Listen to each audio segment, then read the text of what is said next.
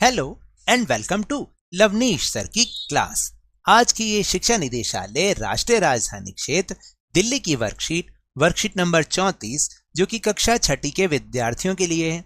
यह ली गई है गणित विषय से और आज जिस विषय उपविषय पर हम चर्चा करेंगे वह है रेखा, किरण, समानांतर और प्रतिच्छेदी रेखाएं। इन सब के बारे में आज हम जानने वाले हैं कि रेखा किसको कहते हैं, किरण किसको कहते हैं, या समानांतर रेखाएं और प्रतिच्छेदी रेखाएं क्या होती हैं। तो चलिए बिना समय गवाए शुरुआत करते हैं मेरे साथ और समझने की कोशिश करते हैं।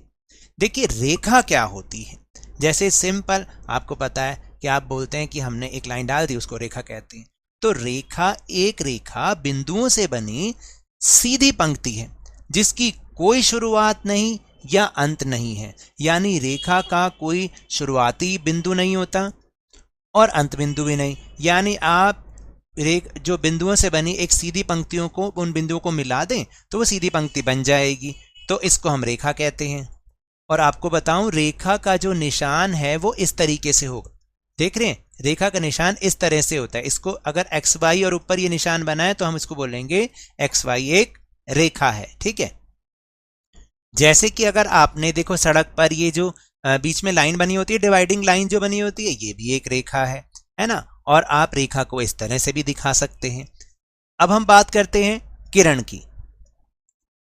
देखिए किरण क्या होता है, एक किरण लाइन का ही एक हिस्सा है, यानी रेखा का एक हिस्सा है।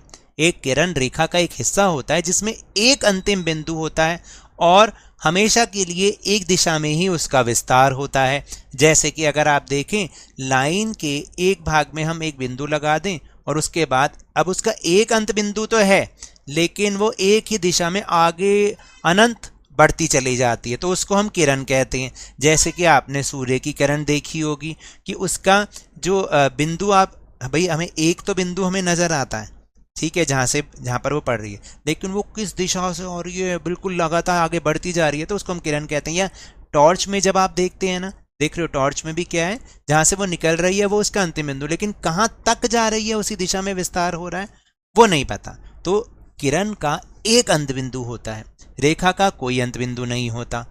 दोनों में फर्क आ गया। और किरण को हम इस निशान से दिखाते हैं। अगर कहीं लिखा ना PQ और ये निशान उसके ऊपर, तो हम बोलेंगे PQ एक किरण है, ठीक है। फिर उसके बाद समानांतर रेखाएं। समानांतर रेखाएं हमेशा एक दूसरे से समान दूरी पर रहती हैं। याद रखना है हमेशा समान दूरी पर ये रहेंगी लेकिन आपस में कभी भी मिलेंगी नहीं। जैसे कि उदाहरण के तौर पर आप देखो रेल की पटरी, देख रहे हैं रेल की पटरी में ये दो लाइन है, ये कभी आपस में मिलती हैं? नहीं मिलती हैं, ठीक है। या क्या बोलते हैं, ये देखो ये विकेट हैं, जैसे 3 विकेट्स होते हैं जब आप क्रिकेट खेलते हो, तो ये लाइन ये लाइन ये लाइन, क्या ये आपस में मिलती हैं? नहीं मिलती, लेकिन एक दूसरे से समान दूरी पर रहती हैं। या ऊपर जो कभी आपने देखा हो कि तारें जा रही होती हैं समान दूरी पर, ये भी समानांतर रेखाएं हैं। या जब हम दौड़ते हैं ना ट्रैक पर, तो उसमें 1 2 3 4 अलग अलग जो रनर्स होते हैं उनके लिए ट्रैक बने हुए होते हैं जिसमें वो लाइनों में दौड़ते हैं, तो ये भी क्या है, समानांतर रेखाएं। और देखो समानांतर रेखाएं इस तरीके से हम बनाते हैं अपने जब ज्यामिति करते हैं, ज्योमेट्री करते हैं, और उसका जो सिंबल है वो इस तरीके से है। जब हम रेखा गणित में लिखते हैं AB समानांतर, ऐसे बीच की 2 लाइन लगाएंगे PQ और उनके ऊपर ये निशान लगाएंगे, तो हम बोलेंगे कि AB रेखा PQ रेखा की समानांतर रेखा है। समझ में आ रहा है। अब हम करेंगे प्रतिच्छेदी रेखाएं। देखो जैसे समानांतर रेखाएं तो समान दूरी पर रहती हैं लेकिन मिलती नहीं हैं, लेकिन जो प्रतिच्छेदी रेखाएं होती हैं वो होती हैं वे रेखाएं जो एक दूसरे से मिलती हैं या उन्हें काटती हैं, प्रतिच्छेदी रेखाएं कहलाती हैं। जैसे कैंची की शेप देखते हो आप, ये क्या हो रहा है, ये रेखाएं एक दूसरे को एक जगह पर एक पॉइंट पे काट रही हैं। या चौराहा होता है ना, तो उसमें भी क्या है, एक रास्ता, ये सीधा जाने वाला रास्ता एक दूसरे को एक पॉइंट पर काट रहा है, तो इनको हम बोलते हैं प्रतिच्छेदी रेखाएं। या जो सड़क पर हमने कई बार देखा है, सड़क सुरक्षा जो सिंबल बने होते हैं, चिन्ह बने होते हैं, उसमें भी ऐसा लगा होता है। या अंग्रेजी का जो हमारा अक्षर है X, वो भी इसी के तरह है, देख रहे हैं। तो और जब हम रेखा गणित में प्रतिच्छेदी रेखाएं बनाते हैं तो इस तरीके से बनाते हैं कि भाई PQ जो रेखा है वो AB रेखा को C बिंदु पर प्रतिच्छेद करती है, यानी काटती है। तो इस तरीके से हमने लिखा भी है कि AB रेखा प्रतिच्छेद करती है PQ रेखा को।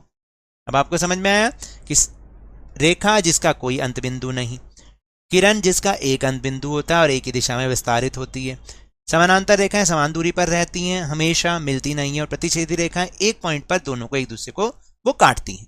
तो चलिए अब हम अभ्यास के प्रश्न करते हैं।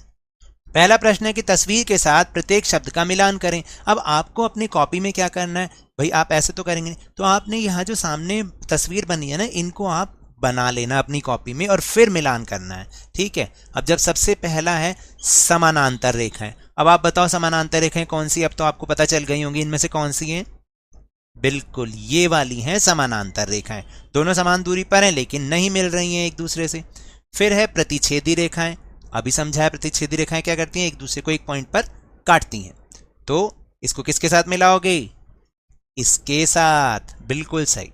फिर इसके बाद है किरण, किरण जिसका एक अंत बिंदु है और एक ही दिशा में आगे बढ़ रही है, तो वो कौन सी होगी, किरण देखो शाबाश, ये है हरे रंग की तस्वीर, ये है किरण। और उसके बाद रेखा, रेखा को किससे मिलाओगे, जो हमारे पास एक ऑप्शन बच गया ये, ठीक है, ये दोनों तरफ विस्तारित हो रही है। अब ये कह रहा है दूसरे प्रश्न में जो हमसे पूछा गया है वह है निम्नलिखित बनाएं। अब ये क्या है, किसका साइन है, जल्दी बताओ।